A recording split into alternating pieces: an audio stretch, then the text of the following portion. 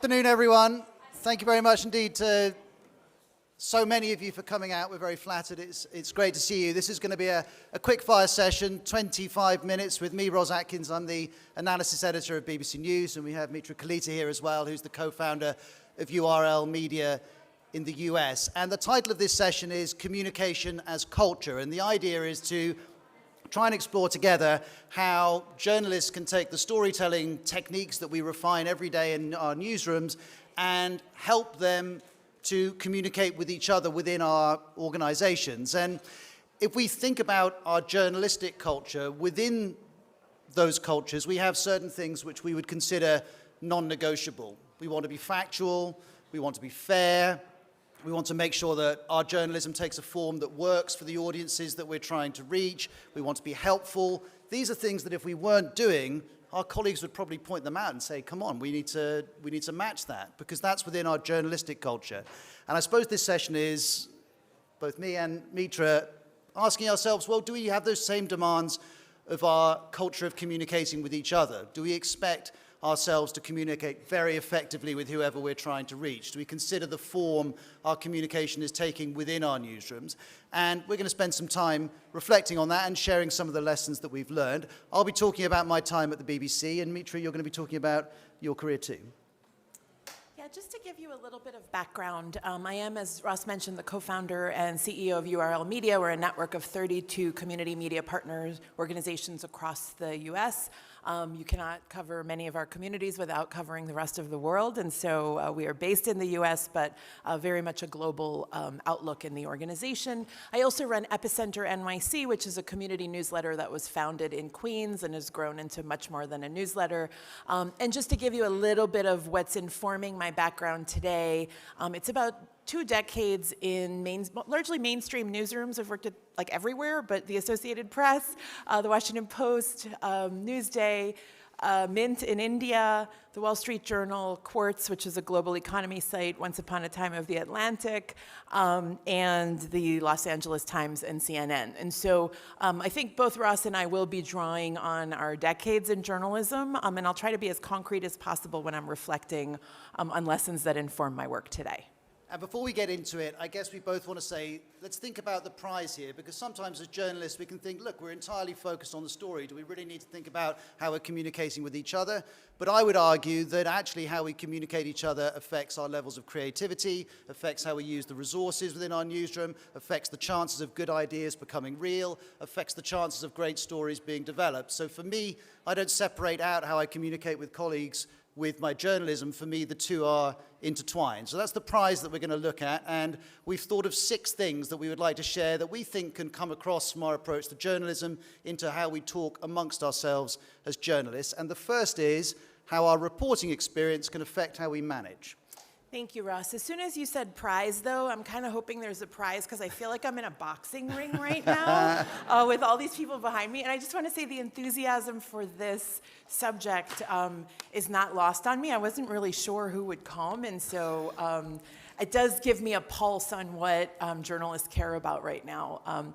So on that note, the area I wanted to begin with was my greatest lesson came from CNN, and unfortunately came a little late in my career.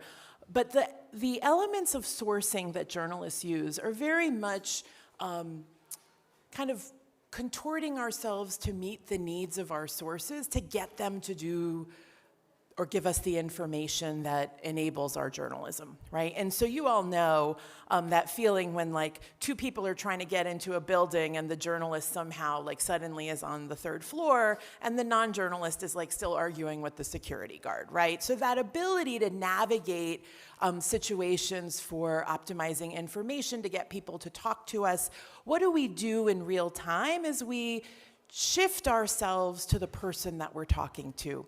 What happens in management? I think we forget a lot of that need to shift our style to many, many personality styles around us. Another way of looking at this is if I'm giving you directions to the metro here, I might say, you make a left going out the door, you walk to the right, you'll see a Dunkin' Donuts, and then the metro's right there, right? Another person might say, you're going to walk 20 feet, you'll make a left, walk another 20 feet, and you'll pass 7 plants. Make another right, you'll pass a Dunkin' Donuts, an Italian restaurant, on and on and on, listing everything you're about to see.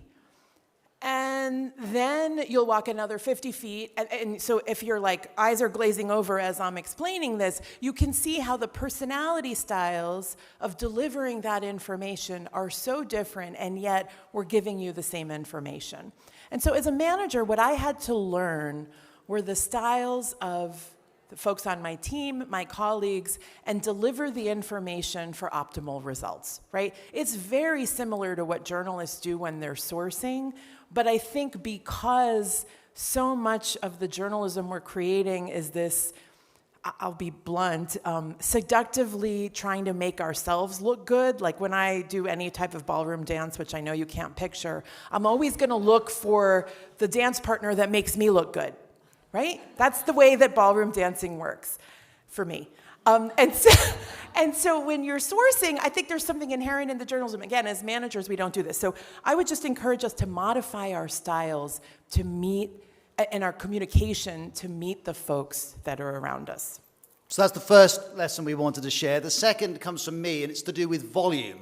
There are lots of studies on the amount of information coming at all of us, but I don't really need to quote them because all of you will experience it every day. There's too much information coming at you, too many messages, too many emails, too many articles, too many podcasts, too many videos. You can't possibly stay on top of that. And as journalists, we know that. When we make journalism, we make it knowing that we're placing it into a competitive information environment. We calibrate the form our journalism takes to give it a chance in that competitive world.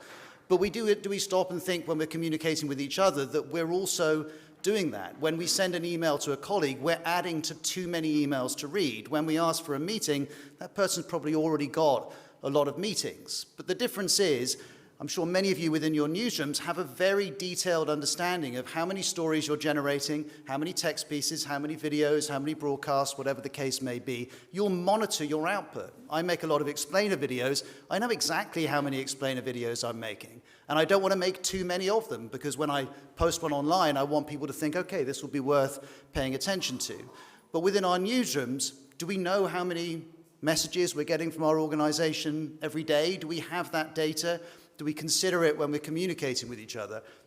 In some cases we do, but I would argue that we don't necessarily pay as much attention to volume and the information experience of our colleagues as we could do.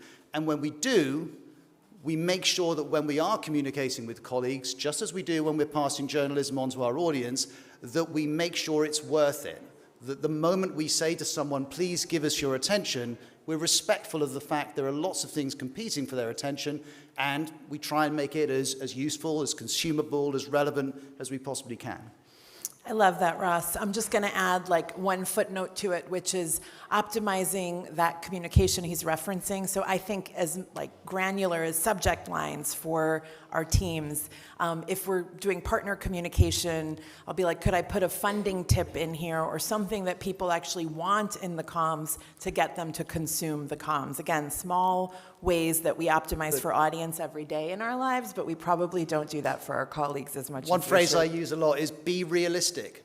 You know what the information experience is because you're all experiencing it. Be realistic when you're communicating with people. It'll mean that when you do, there's a better chance of your colleagues understanding what you're trying to pass on. So the first one was there are some lessons in how we deal with sources that can translate to management. The second was be realistic and bear in mind the volume that everyone is receiving. The third thing is a word you'll hear a lot at any journalism get-together. It's to do with transparency. So this one is going to be hard for the managers in the room, but this is about how the internal comms are really external comms. Your staff is going to tweet everything you're saying, if they still tweet, right? But they'll be on some platform. And so I think this one is hard to stomach. There are some ways that I have gotten around this, but I do think the transparency note of the way we're communicating with our colleagues and the transparency that we demand of other institutions is one that we must apply to ourselves. There are some exceptions, of course, which we can get into, but I think about this a lot in terms of what you all might be reading about of various news organizations having Slack channels, for example, where there's like side communication about the communication that was just received, right? I think one way to accept, one is to accept that that will happen. The second is to really think about your communications as the internal being external and wondering why did we come from a system of having two different sets if we didn't think that a memo was ultimately going to reach Twitter? Is there some case for how we're reframing our communications? So I'll give you an example of ways that I've gotten around this. And I think Ross is going to talk about the formats, and I think that also helps us get around this. When I launched URL Media and Epicenter, I still had to figure out a way to have some foothold in mainstream media. And so initially I started writing a workplace column for Fortune, and then I ended up writing for Time and Charter. And I wrote this weekly column on the workplace, diversity, what it's like to run a startup. And eventually, this external column really became a letter to my own staff about what I was thinking about. And I think a lot of CEOs and journalists who are creating content are really good at doing this reflection about other industries, but not necessarily turning the lens on ourselves. And so for me, that exercise of what's important to me, what am I struggling with across generations, is there some tip from management 10 years ago that might apply to a current situation, started to just come out. And one piece of feedback I got all the time was that these situations felt very real and very applicable to many, many other industries, which in my head I was like, that's because they are real and it really did happen to me. So I think that reflection of the internal to the external, and also not being afraid of some of the media that we are consuming, helping inform the messaging. Because when the truth is, when colleagues see something in Time magazine versus a memo that I'm sending them, they take the former much more seriously. And again, I'm just being real with you all in terms of how journalists feel redeemed and also how they consume content. And they'll often look for themselves in some of the juicier anecdotes that you offer. So as reporters, we know that the line between internal and external is breaking down. We can see that in hundreds and hundreds of different stories that we'll be covering, but it's also useful for us to bear that in mind as we communicate with each other as well. So that was our third thought. The fourth comes from me, and it's about being audience-centric. We've alluded to this already, but I'll unpack it a little bit more. When we make journalism, we are thinking about who that journalism is for. When you're in a newsroom and you're making a story, you're focused on who am I trying to reach, who am I trying to inform. We aren't necessarily always quite so audience-centric when we think about how we communicate with each other. So I'll give you one simple example. Again, I make quite a few explainer videos. Quite often when we make those explainer videos on whatever the subject might be, we'll make a list of all the questions we think our audience will have about that subject. Could be big questions, could be small details. But if we decide those questions are relevant and our audience has them, we will go back over our scripts and double check against the list of questions. Because if we've answered all of those questions, the video is helpful. And if the video is helpful, people are more likely to want to consume it. But do we do something similar when we're going into a meeting? So any colleague of mine will tell you, whenever I'm going into a meeting in the BBC Newsroom, I will grab a bit of paper and I will jot down, what do I think that the people I'm meeting want to know from me? Because if I go into that meeting and say, this is the detail you're probably wondering about this story I'm pitching, or this is how much money this format I'm trying to get off the ground is going to cost, or whatever it might be, it's not a guarantee that meeting goes well, but it's much more likely that it goes well because in advance I've anticipated what my audience will be. And in that case, it might be a bunch of colleagues or it might be one boss. Equally, and again, Mitra's alluded to this, I'll often stop and think, how do these particular colleagues like to get information? A story I've told a couple of times, but it's worth reiterating.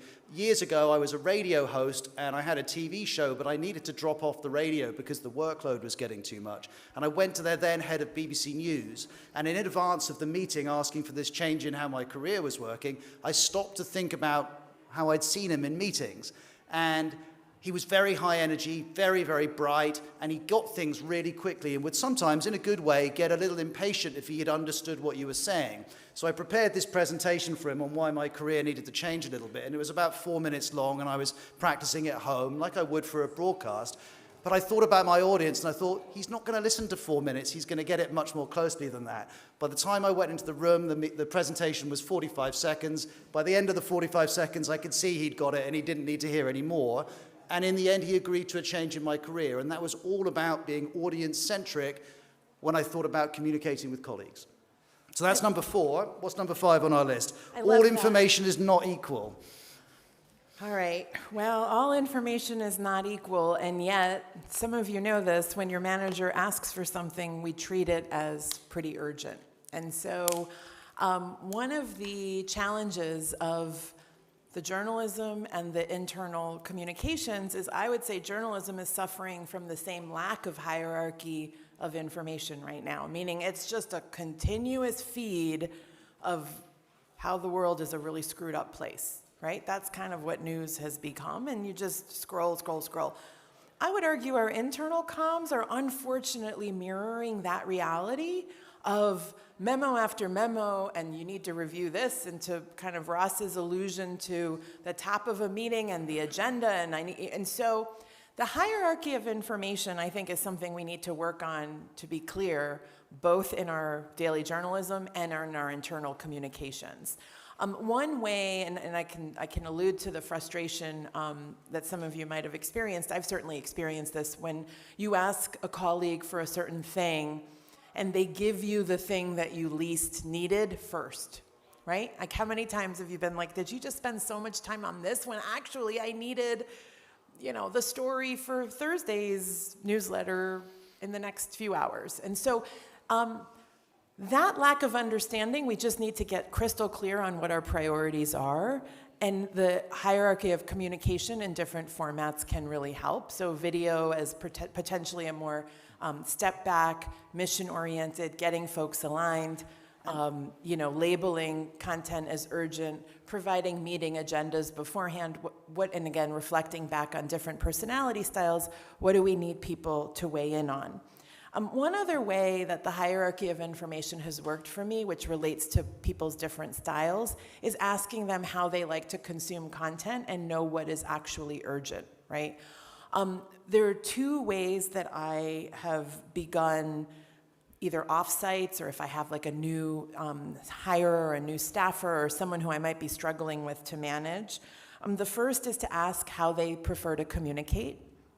The second is for them to articulate a business value that they hold as non-negotiable. And that's really interesting, because what it really unveils to me is what's motivating you to come to work every day. And if there's a way for me to align my priorities to those business values, then we're probably going to get to the same page. So there's a little bit of the matching up that occurs with those priorities. I also have started in our weekly meetings to just tell everyone, this is where my head is right now, and this is what I'm worried about, and keep it to 2 or 3 things that get my priorities out that hopefully will match up with those that provide, again, like a hierarchy of where we're at. And just on that, we know as journalists that we need to put our most important stories in the most prominent place. We know within our stories that you put the most important information first. This is instinct for many of us. And yet, as Mitra's saying, we don't always do that when we communicate with each other. So I'm particularly interested in email, I confess. I spent a lot of time reading about how we all consume email. There's a brilliant academic at Harvard called Todd Rogers, who I'd encourage you all to look up. And he's done lots of research on how we all consume email. And a couple of his conclusions are, they may seem obvious to you, but I'm going to say them. One is you can't assume they're going to be opened, and the second is you can't assume they're all going to be read to the bottom. So he just says you just put the most important stuff at the top because it gives you the best chance that the most important stuff is going to be read. And it might seem obvious, but I think we can all think of examples where that doesn't necessarily happen. So think about the hierarchy of information. And then our 6th lesson that we wanted to pass on is to do with format. Now, of course, and we talk about this a lot here in Perugia, the format journalism takes is having to rapidly evolve because of the digital revolution we're living in. I'm particularly interested in broadcast formats and have helped develop a number of TV and radio formats.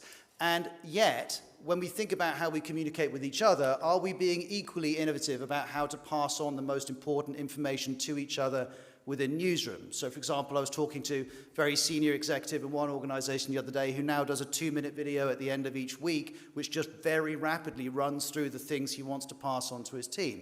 I know another news team is experimenting with an internal podcast, which is a way of exchanging information within that department. We'll see how that goes. And we can also experiment with how you use formatting in email to direct people to the information they need. There's no correct answer, but the idea that we should all be very, very consumed with innovating around the form our journalism takes, but not be innovating in the form that our communication within our organization takes, that doesn't make sense. So for me, one of the most exciting things that we can do to give our ideas the best chance, to give story commissions the best chance, to give bigger strategic ideas the best chance, is to experiment with the form that we're using to pass information between each other. So I would definitely recommend that. Should we open it up for questions? Yeah, we've got 2-3 questions, but I'll leave you with one final thought, because it's one that we've both talked about in advance of this panel, which is that when we're journalists, we're essentially saying we're going to do the work for you. We're going to help explain what's happened. We're going to help you understand what's happened. We're doing the work on behalf of the audience. That's the service that we're hoping to provide. Someone has to do that work if you want to understand the event, and journalists are saying, okay, in this case, it's going to be us. It's the same when you're communicating with each other. If you have a bunch of things that needs to go from you to some of your colleagues, either you're going to have to do the work to make that consumable, or they're going to have to do the work to make that consumable. And if you leave it to them, quite reasonably, you're taking a chance that they may choose not to do it. Yeah, I think the other piece, which is not a formal part of this, but a lot of the work that Ros is talking about inadvertently falls to women and people of color, because a lot of information is shared among networks or relies on social capital to be distributed if you're not getting in these formats. So I also think, we haven't talked about equity in the workplace, which is such an important aspect of culture, but from what Ros just said, it's like having spent a lot of time being the translator in newsrooms to explain a manager that didn't explain himself that well. I do think somebody's going to be doing that work, if not the people who should be doing that work. We have 2 minutes. I reckon we can maybe squeeze one question in. Yeah, we'll be fast. We'll be fast and answers. we'll definitely hit the time. Has anyone got a question? Hi.